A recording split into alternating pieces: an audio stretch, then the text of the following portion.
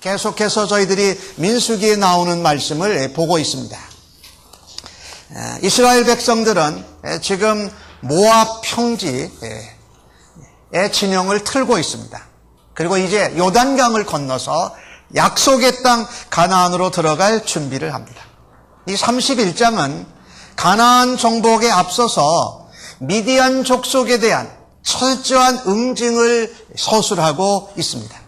근데 오늘 이 미디안과의 전쟁은 이제 약속의 땅에 들어가서 가나안 족속, 여리고 성부터 시작해서 가나안 땅에 있는 아말렉 사람들과 하는 전쟁과는 조금 다른 전쟁입니다. 이 가나안 땅에 있는 7 족속들은 완전히 다 멸하라고 했습니다. 전리품도 그들의 소유하던 것도 하나도 수집하지를 않습니다. 그런데 오늘 미디안과의 싸움 가운데에는 완전히 파괴하는 것은 아니고 전리품과 포로의 일부도 살려두는 전쟁입니다. 그래서 이 전쟁의 이름을 히브리 말로 헤렘이라고 합니다. 하나님의 전쟁, 하나님의 거룩한 전쟁이라는 이런 뜻입니다. 그런데 오늘 본문 31장에 나오는 내용은 민수기 25장에 일어났던 비극적인 사건을 배경으로 하고 있습니다. 모압 여자들과 미디안 여자들이 이 발람의 음모를 따라서 이스라엘 남자들을 유혹하기 시작합니다. 그래서 바알브올에서 그들의 제사에 남자들을 초대하고 그리고 거기서 음란한 은행을 하고 이 이스라엘 남자들로 하여금 영적인 간음, 우상숭배를 하게 하는 사건을 배경으로 하고 있습니다. 그래서 모압 여자들과 미디안 여자들이 이스라엘 남자들을 유혹해서 바알에게 우상숭배하는 일로 인해서 이스라엘 진중에 연병이 생겼습니다. 전염병이 생겼습니다. 그래서 이스라엘 백성의 지도자들과 모세와 온 회중이 하나님 앞에 울고 있었어요. 하나님 웬일입니까? 왜 우리 백성들이 이렇게 연병 가운데 마구 죽어갑니까? 하고 울고 있는데 그러는 기도하고 회개하고 어찌할 바를 몰라 하는 가운데 이 시므온 지파의 지도자인 시므리라는 남자가 미디안 여자 고스비를 데리고 자기 진중 한가운데로 와서 관계를 갖습니다. 그것을 본 엘르아살의 아들 비느하스가 그들을 쫓아가서 창으로 그들을 복부를 관통하게 해서 그 고스비와 미디안 여자 고스비와 시므온 지파의 지도자 시므리를 죽입니다. 잔인한 사건이죠. 그런데 그 이후로 이스라엘 진중에서 연병이 그쳤습니다. 모압 여자들과 미디안 여자들이 이스라엘 남자들을 꼬셔내서 영적인 간음, 육적인 음행을 해서 우상 숭배한 그 사건 때문에 하나님께 진노를 받아서 24,000명이 죽었습니다. 아마 시므온 지파였을 겁니다.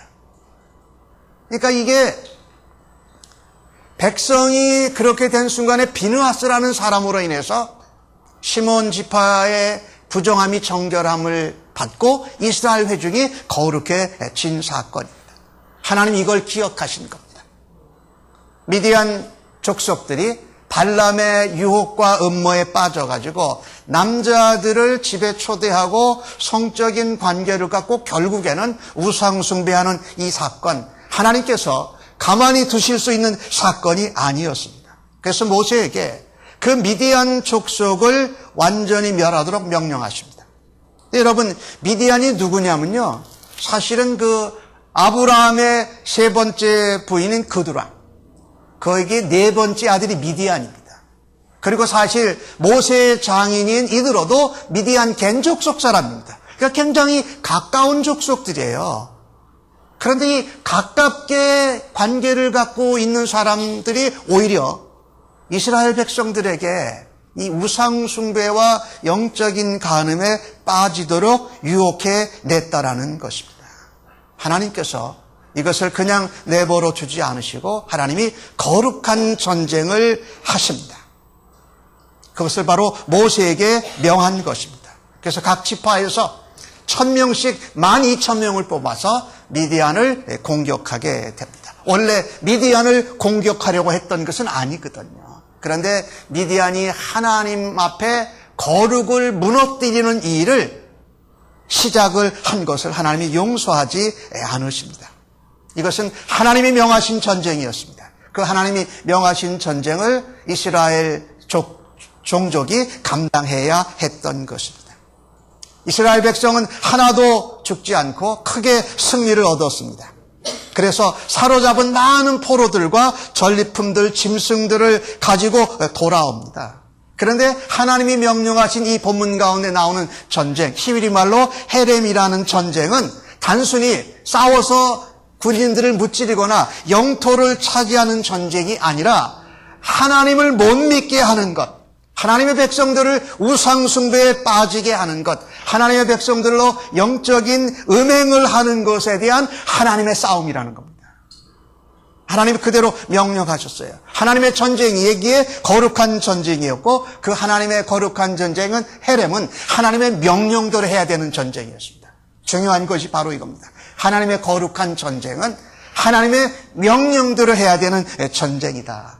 우리가 이 땅에 살면서 하나님 앞에 거룩한 백성으로, 구별된 백성으로 거룩한 전쟁을 제대로 수행하려면 어떻게 해야 될까요? 그 중에 하나입니다. 반드시 죄악의 씨앗을 제거해야 됩니다.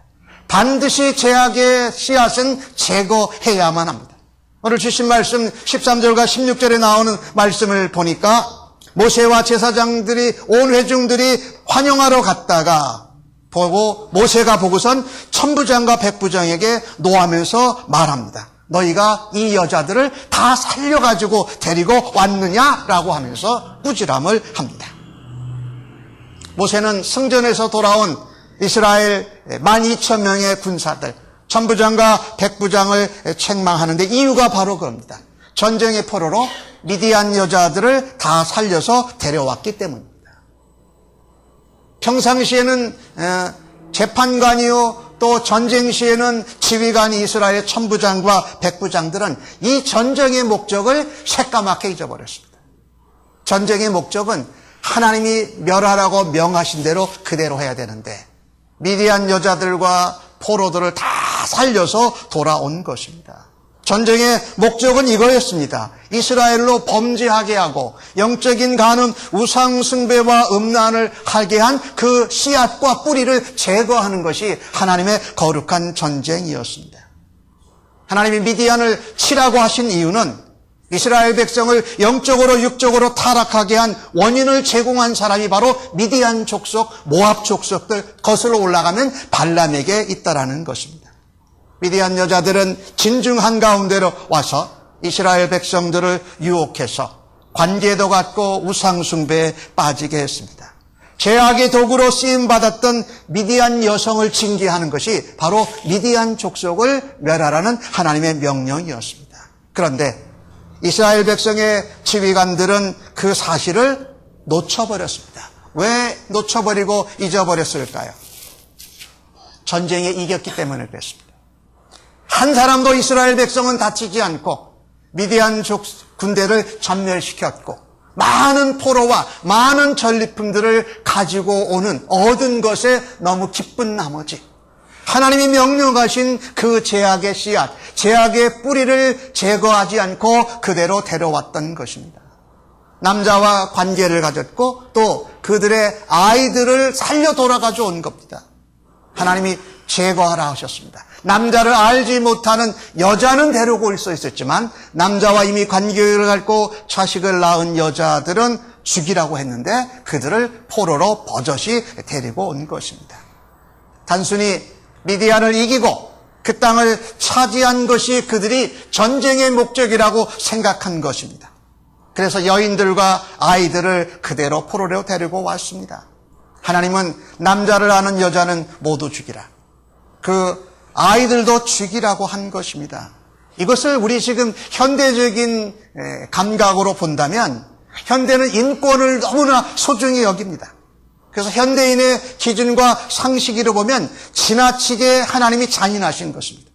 그래서 그 명령을 따를 수가 없습니다. 요즘 우리는 미국에서 살면서 오바마 민주당이 계속해서 8년간을 정권을 하면서 사람들의 인권을 너무 존중해 준 나머지 하나님이 세우신 창조의 질서를 무너뜨리고 그 하나님 질서를 따라서 사는 하나님 백성들이 오히려 핍박과 법의 저촉을 받는 일들이 생겨나고 있습니다. 우리의 눈에 보기에는 잔인해 보여도 하나님의 전쟁을 거룩하게 감당하라고 우리에게 맡겨주시면 우리는 그대로 명령대로 순종해야 하는 줄로 믿습니다. 오늘 모세가 그래서 천부장과 백부장을 꾸지람한 것입니다. 만약에 이 여인들이 이스라엘 진영 가운데 그대로 돌아오면 예전에 있었던 그 경험 그리고 그들의 우상 숭배를 하게 되면서 이스라엘 온 회중이 우상 숭배를 하는 일에 빠져들 수 있었기 때문입니다. 실제로 이스라엘 백성들이 여기 미디안 여자들을 다 죽이지 않고 남겨둔 것이 사사기 6장 7장에 가면은 기드온이라는 사사가 미디안 족속과 싸워서 이깁니다. 계속해서 미디안 족속이 이스라엘을 괴롭힙니다. 그러니까 죄악의 씨앗과 죄악의 싹은 하나님이 말씀하시면 말씀하신 대로 제거해야 되는데 하나님 너무 잔인하지 않습니까? 하나님 그래도 우리가 유용하게 포로로 데려오면 뭐로 사용할 수 있지 않습니까? 라고 우리의 생각과 우리의 인정과 우리의 바램을 따라서 살았다가는 그 죄악이 우리뿐만 아니라 온 회중을 집어삼켜서 우리로 하나님을 떠나고 우상 숭배에 빠져들게 할 것을 하나님이 아셨던 것입니다. 모세가 하나님을 대신해서 그것을 말합니다. 이스라엘이 영적 순결을 지키고 하나님의 말씀이 공의대로 철저히 실현되도록 진멸을 다시 모세에게 명하십니다. 하나님은 죄를 철저히 뿌리 뽑기를 원하십니다. 그러시고 그 죄가 우리를 사단에게로 붙들려서 사망에 물들지 않도록 하나님이 하신다라는 것입니다. 오늘 주신 말씀을 보면서 우리는 죄의 씨앗, 죄의 싹에 대해서 생각을 아주 철저히 가져야 됩니다. 왜 그러냐면 죄의 번식과 죄의 오염력은 대단합니다.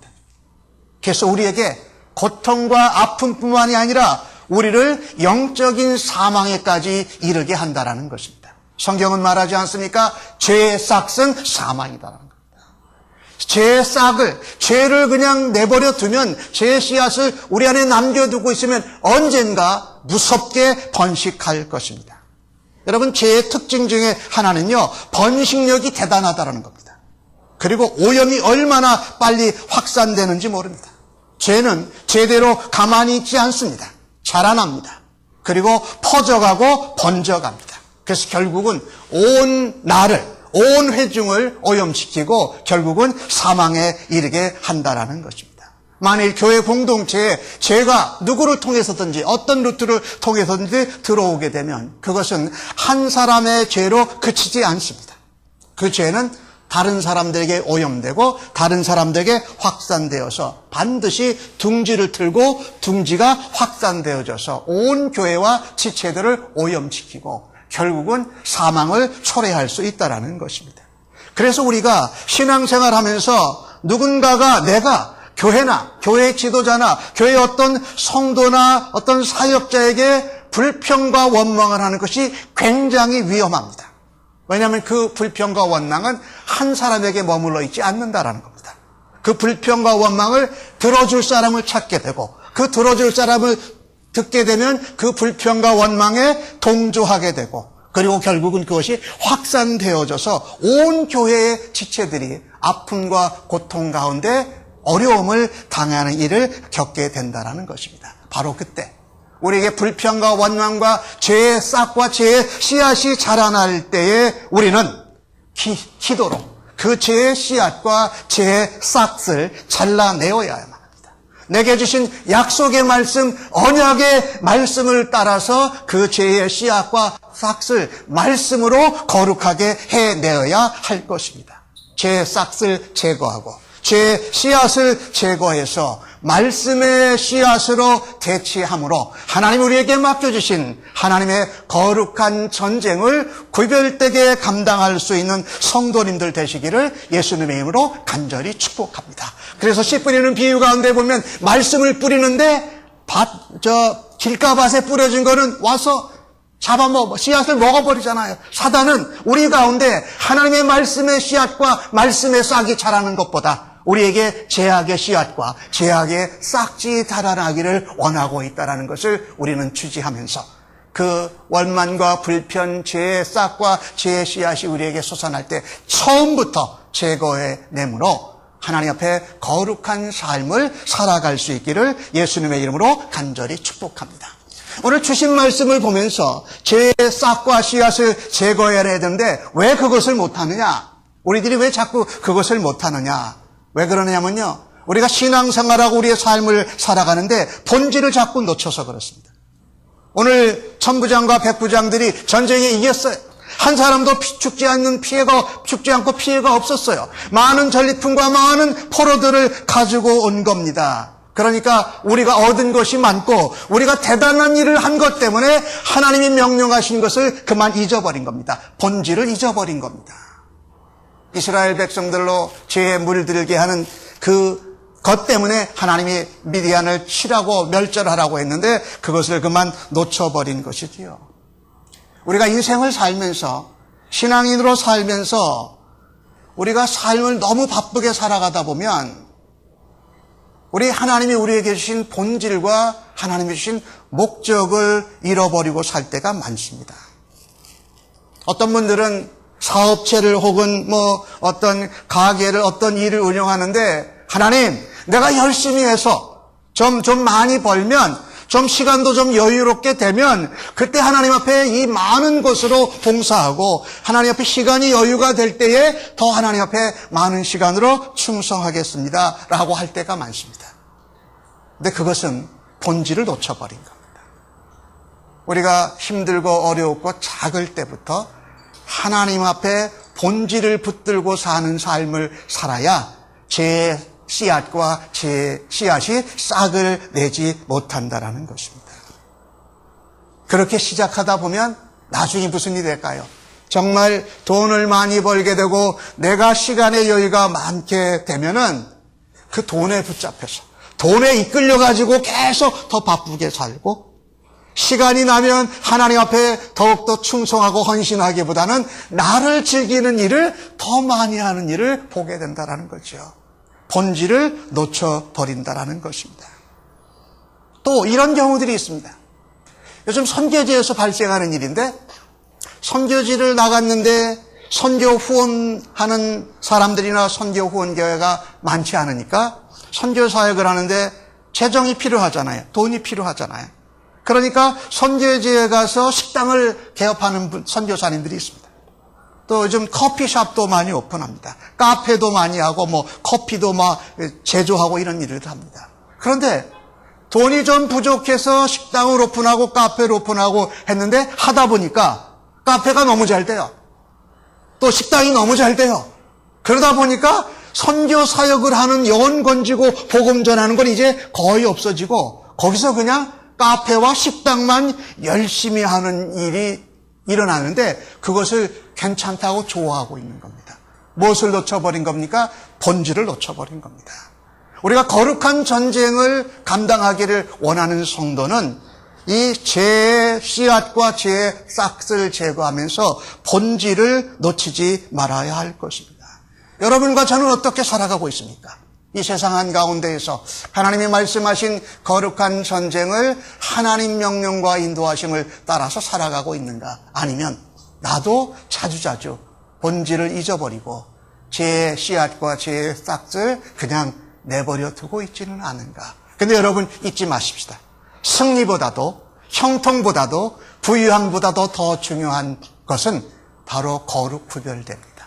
하나님의 전쟁은 돈으로 명예로 권력으로 하는 것이 아니라 거룩한 구별됨으로 승리할 수 있다는 것을 우리가 잊지 않기를 주님의 이름으로 간절히 축복합니다. 아멘.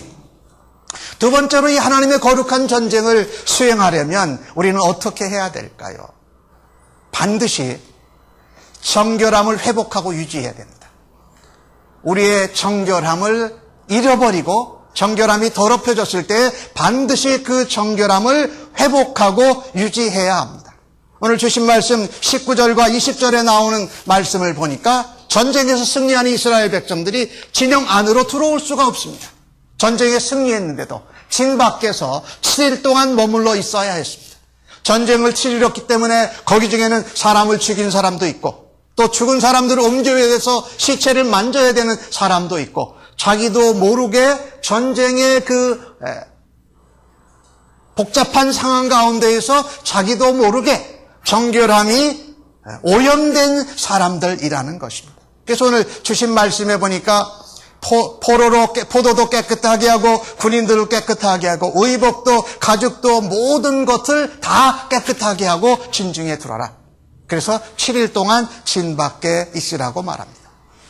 전쟁을 이기고 돌아왔는데 얼른 진영 안으로 들어와서 가족들에게 돌아가고 싶을 것입니다. 그런데 하나님은 뭐라고 말씀하냐면 군사들로 하여금 정결 예식을 행하도록 말씀합니다.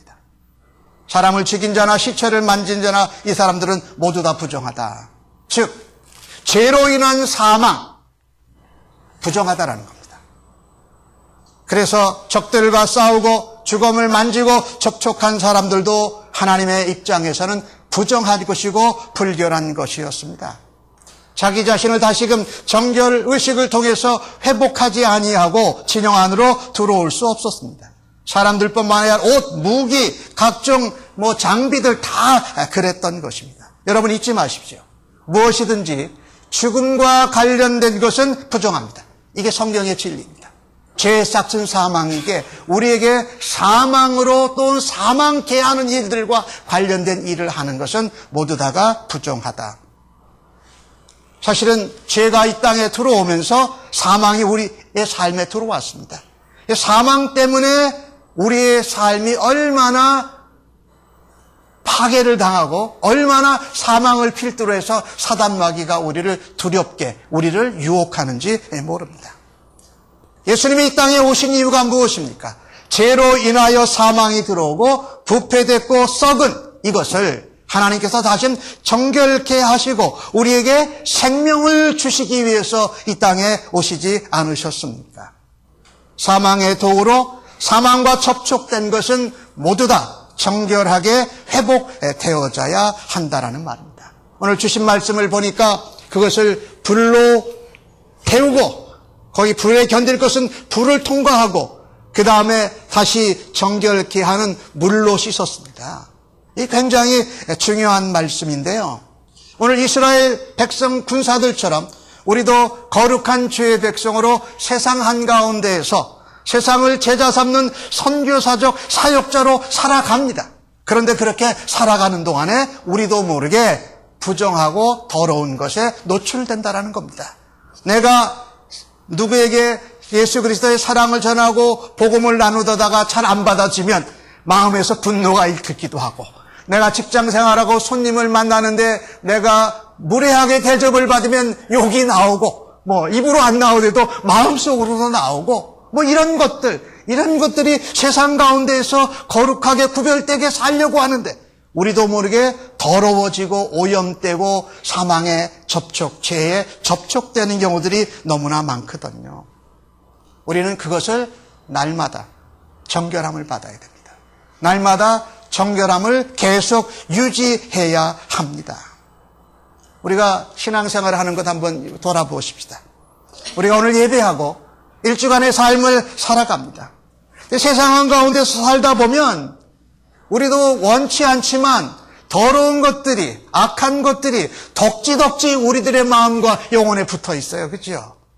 그런데 그것을 다시 정결하게 회복되지 않고 그 정결함을 유지하지 않고서는 거룩한 전쟁을 하나님의 거룩한 싸움을 싸워서 이겨낼 수 없다라는 말입니다.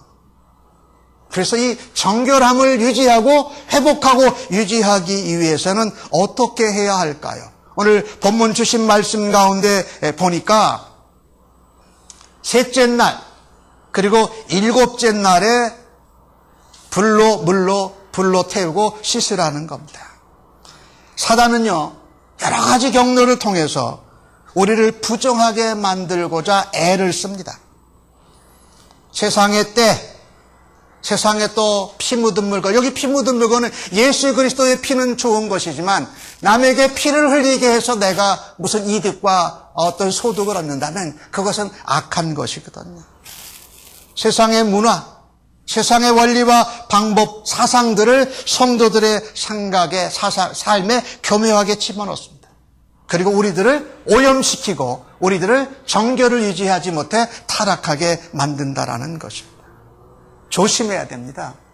우리가 거룩한 전쟁을 싸울 때에 다시금 거룩한 전쟁을 싸우려고 한다면 내가 주님 앞에 나와서 오늘 이처럼 예배하고 하나님의 은혜 가운데 다시 변화되고 하나님의 영광 가운데 거룩하게 되고 하나님의 생명의 말씀을 우리 안에 사망이 아닌 영생에 관한 확신을 가지고 세상 가운데 나가야 다시금 그 거룩한 전쟁을 구별되게 감당할 수 있다라는 말입니다. 이런 경우들이 있습니다. 어느 한 사람은 지나가다가 이단이 전도하지는 전도지를 가다가 집에 갖다 놨습니다. 그런데 그 전도지를 자녀들이 보고선 이단에 빠지는 거예요. 어떤 요즘은 이 인터넷 시대니까 우리 동영상이라는 것을 아주 쉽게 접합니다. 신앙인들도 내가 궁금한 거 있으면 인터넷에서 딱 치면 거기에 대한 것이 딱 나오는데 잘 모르고 그 인터넷 동영상과 그 성경 공부나 이런 것을 듣게 되면 이단의 강의고 이단의 사설인 경우들이 많습니다. 그리고 요즘은 어린아이들까지 성적으로 잘못된 것에 아주 쉽게 노출됩니다. 그래서 내가 어른이어서 무슨 동영상 하나를 이렇게 받아놨는데 그것 때문에 아이들이 그것을 보고선 아이들이 그런 성적인 잘못된 것에 빠지는 일도 생긴다라는 겁니다. 참 우리가 조심할 게 너무 많아요. 그래서 어떻게 그것을 우리가 정결을 회복하고 정결을 유지할 수 있을까? 오늘 주신 말씀 가운데 보니까 3일째 되는 날 그리고 7일째 되는 날 불로 태우고 물로 씻었다라고 말씀합니다. 이 민수기의 26장 이후에 나오는 중요한 그 제사와 예배법 중에 하나가요, 상번제입니다. 아침 저녁으로 제사를 드리는 겁니다. 아침 저녁으로 제사를 드려요. 그러니까 아침에 하나님 말씀 음성 듣고 출발하고 저녁에 돌아와서 하나님 말씀대로 은혜대로 살았는지 다시 한번 기도로 돌아보고 회개하고 정결케 하는 삶. 그다음에 안식일마다 나가서 하나님 옆에 제사를 드리는 겁니다. 이 안식일은 요즘으로 말하면 주일이라고 표현할 수가 있죠. 주님 부활하신 날. 그런데 7일째 되는 날은 그건데 그 중에 뭐냐면 3일째 되는 날 또 씻으라는 겁니다. 3일째 되는 것, 요즘 표현으로 만나면 주중에 주일날 예배 드린 것으로 만족하고 충분하지 않으니까 주중에 하나님 앞에 다시 와서 말씀으로 씻김 받고 나머지 반주를 살아갈 수 있는 새로운 은혜와 거룩을 하나님 앞에 회복받고 유지할 때에 우리는 그 거룩한 전쟁을 정결한 가운데 감당할 수 있다는 말입니다. 그것이 수요 예배가 될 수도 있고 주중에 모이는 소그룹 목장 사역이 될 수가 있습니다. 그것을 7일째와 3일째 그리고 매일 그것을 감당할 때에 우리는 잃어버린 정결을 다시금 회복받을 수 있고 그 정결을 유지함으로 거룩한 전쟁을 살아드릴 수 있다라고 말합니다. 사도행전 22장 16절은 이렇게 말합니다. 일어나 주의 이름으로 침례를 받고 너희의 죄를 씻으라. 그러니까 날마다 하나님 앞에 말씀으로 씻김받고 하나님 앞에 기도하고 회개함으로써 우리의 오염된 것들을 씻어내는 겁니다. 이것이 없으면 우리는 거룩한 전쟁을 살아내기에 부족한 부정한 자로 거룩한 전쟁을 싸우겠다고 하는 것과 똑같습니다. 말씀을 정리합니다. 하나님의 거룩한 전쟁을 우리가 감당하려면 반드시 죄악의 씨앗을, 죄악의 싹을 제거해야 합니다. 뿐만 아니라 그것을 위해서 죄의 번식을 말씀으로 대체하십시오. 신앙과 우리의 삶의 본질을 굳게 잡아야 됩니다. 비본질적인 것을 굳게 잡지 말고 본질을 굳게 잡아야 할 것입니다. 두 번째로 반드시 정결함을 회복하고 유지해야 됩니다. 회개의 기도로 성령의 불로 태우고 정결함을 회복하십시다. 구원의 말씀으로 하나님 앞에 예배의 자리에, 찬송의 자리에, 기도의 자리에, 감사의 자리에 나와서 다시금 하나님의 은혜로 풍성히 체험받으실 수 있기를 주님의 이름으로 간절히 축복합니다. 성령의 불로 태우심을 받아 정결하게 되고 붉은 송아지를 번제로 드린 죄를 탄 그 물에 깨끗해함으로 받아야 우리는 거룩하게 하나님이 맡겨주신 거룩한 전쟁을 감당할 수 있다는 겁니다. 마지막으로 우리가 살다 보면은요, 우리가 거룩하게 산다고 구별되고 산다고 하는데도 우리가 입은 그리스도 옷에 이 먼지, 저먼지, 이죄, 더러운 죄, 악한 죄, 뭐 이런 것들이 원망과 불평, 시기질 이런 것들이 우리 옷에 다 덕지덕지 붙어 있습니다. 그러니까 그 옷을 새롭게 빨아야 됩니다. 새롭게 빨고 그것을 입고 다시금 들어와야 된다는 거죠. 오늘 주신 말씀에 무엇이로 말합니까? 오늘 주신 말씀에 24절을 보니까 이렇게 말합니다. 23절과 24절. 불에 견딜 만한 물건은 불을 지나게 하고 정결하는 물로 그것을 깨끗하게 할 것이며 일곱째 날에 옷을 빨아서 깨끗게 한 후에 진영에 들어올지니라. 이 일곱째 날이 무엇을 말할까요? 안식일, 바로 주의 날을 말하는 겁니다. 주의 날에 하나님 앞에 나와서 더러워진 예수 그리스도의 입은 옷을 또 새롭게 깨끗하게 하고선 하루 한 주간의 삶을 살아가는 것이다. 성경 갈라디아서 3장 27절은 이렇게 우리에게 전합니다. 누구든지 그리스도와 합하기 위하여 믿고 침례를 받은 자는 그리스도로 옷 입었느니라. 그런데 그 그리스도의 옷이 한 주간을 살고 하루만 살아도 더러워지기 때문에 우리는 그 옷을 하나님 앞에 나와서 또 주중에 하나님 앞에 기도하고 만남으로 그 옷을 깨끗하게 하여야 할 것입니다. 성령의 능력으로 예수 그리스도의 보혈과 말씀으로 다시금 정결하게 되고 그 더러워진 옷을 그리스도의 새 옷을 입음으로 하나님의 은혜와 능력으로 거룩한 싸움을 감당하는 주의 백성들로 살아가시기를 예수님의 이름으로 간절히 축복합니다. 아멘.